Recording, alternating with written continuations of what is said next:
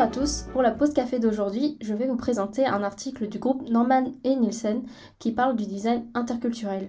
Donc qu'est-ce que c'est le design interculturel? En gros, ça consiste à prendre en compte et à intégrer les aspects culturels dans la conception d'un produit ou d'un service. Et donc en fait, ce qui fonctionne pour un groupe culturel ne va pas forcément fonctionner pour un autre. Et donc ça implique de prendre en compte les préférences, les patterns de comportement et les attentes des utilisateurs en fonction de leur culture. Donc dans cet article, ça explique que du coup, il existe deux moyens d'adapter son design en fonction des cultures. Donc tout d'abord, la traduction, donc en changeant tout simplement le langage de notre produit et en gardant le même design. Et enfin, la localisation qui nécessite du coup un changement de design afin de l'adapter à notre population cible, donc changement dans le visuel et également dans le contenu. Donc là, l'article nous donne un exemple d'un site de prêt-à-porter qui ne se base que sur de la traduction pour adapter son site. Donc l'interface utilisateur en soi reste la même et en fait c'est juste des différences au niveau de la langue, donc là en anglais et ici en chinois. En revanche, ici du coup on a un exemple qui montre du coup la stratégie de localisation où du coup on observe que le design visuel ainsi que le contenu diffèrent complètement entre le site du coup australien et le site chinois. Donc la direction artistique n'est pas la même et on voit que du coup sur le site chinois on retrouve des contenus spécifiques à la Chine comme par exemple ici avec la mise en avant de la fête du Nouvel An chinois. D'autres sites, eux, se placent plutôt entre ces deux stratégies, comme par exemple le site d'H&M. Donc on voit ici que l'architecture et le design global est identique sur le site américain et sur le site chinois. En revanche, du coup, on observe que le contenu proposé n'est pas le même, avec par exemple des modèles asiatiques pour la Chine, tandis que là, plutôt, on a des modèles américains pour les États-Unis. Différents facteurs sont du coup à prendre en compte dans le design interculturel, notamment ce qu'on appelle le niveau d'hétérogénéité de nos populations cibles. Que là, on a notamment un exemple du site d'Apple. Donc d'un côté, on a la version québécoise du site et de l'autre, la version française. On observe que même si il s'agit de la même langue, donc le français, du coup, en fait, le contenu et les promotions ne sont pas les mêmes. Et en fait, ça s'explique par le fait que les Québécois et les Français n'ont pas la même culture ni les mêmes patterns de comportement. Donc, notamment, le site d'Apple a adapté son site en fonction.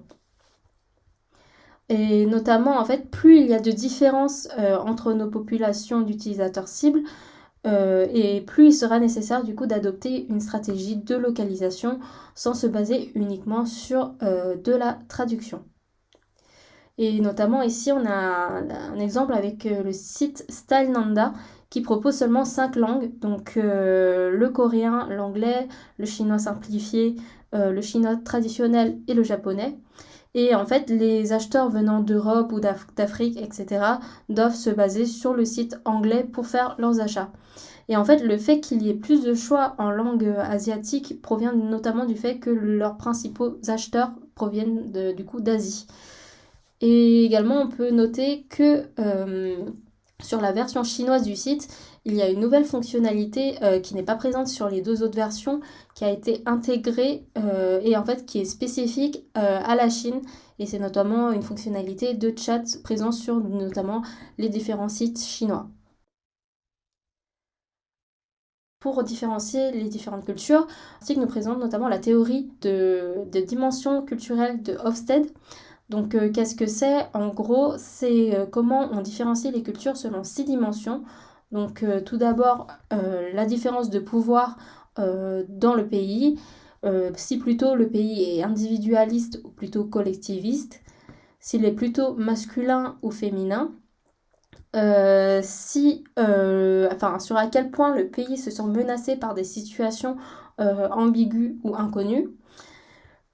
Si le pays est plutôt tourné vers une vision long terme, c'est-à-dire orientée vers le futur, ou bien une vision short terme, donc plutôt tournée vers le passé et le présent.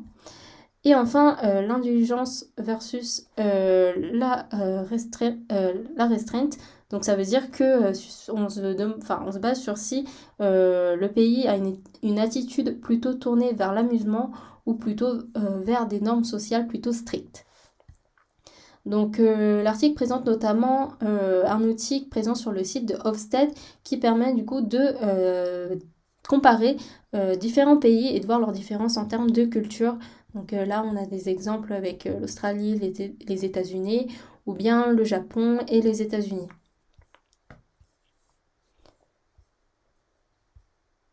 Concernant l'impact de la culture sur l'usage des produits ou des services, différents facteurs sont à prendre en compte afin de définir une stratégie adaptée. Notamment la fréquence d'utilisation, donc moins le produit sera utilisé par cette population, moins il sera nécessaire de localiser ce produit ou ce service. La traduction dans ce cas-là peut être suffisante. On a également le contexte, donc plus le contexte d'utilisation de notre produit ou de notre service est complexe, plus il sera nécessaire de considérer la stratégie de localisation. Il y a également les coopérations interpersonnelles, donc si les tâches liées à notre produit ou service nécessitent de la collaboration ou de la communication entre les utilisateurs, plus il sera nécessaire de localiser notre design. Enfin, il y a également la comparaison aux compétiteurs, c'est-à-dire le fait de pouvoir prendre en compte ce que font nos compétiteurs afin de définir la nécessité de localiser notre produit ou notre service. On note qu'en général, du coup, plus le produit ou service est utilisé dans la vie de tous les jours par la population cible, plus la nécessité de localiser ce produit sera important. Le branding est également un élément à prendre en compte dans le design interculturel. Par exemple, ici, on a le site chinois de Bose. Et en fait, on voit que ce site n'est qu'un site vitrine en Chine qui redirige du coup vers un site de vente chinois pour l'achat. Et en fait, le fait de proposer ce site vitrine, ça permet de donner un effet de luxe à leurs produits, Bose étant une marque étrangère à la Chine. Ici, on a un autre exemple qui est celui du site Amcal qui intègre du coup sur sa version chinoise un code QR WeChat. C'est un réseau social chinois qui est notamment là pour implémenter un élément de crédibilité aux yeux des Chinois. Donc notamment, il y a une étude qui a démontré que les participants pensaient que du coup, en voyant ce composant particulier, ça augmentait la crédibilité de ce site à leurs yeux. Donc dans l'ensemble, en fait, il est nécessaire de calculer d'avance le retour sur investissement de la stratégie de localisation parce que du coup, celle-ci est bien plus coûteuse qu'une simple traduction. Donc il est également nécessaire aussi de tester notre produit ou service avec notre population cible pour voir si celle-ci est adaptée.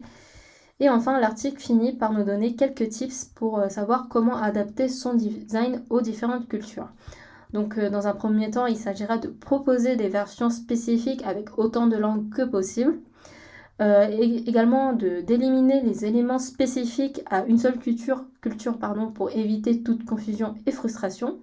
Et enfin, analyser le marché le plus rentable pour définir et prioriser s'il faut ou non localiser le produit ou le service. Il s'agira également de pouvoir comprendre les différences culturelles générales et identifier notamment les plus pertinentes pour notre produit ou service.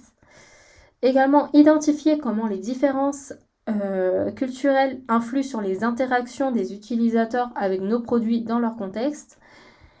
Également identifier les composants du produit qui bénéficieraient le plus de la localisation.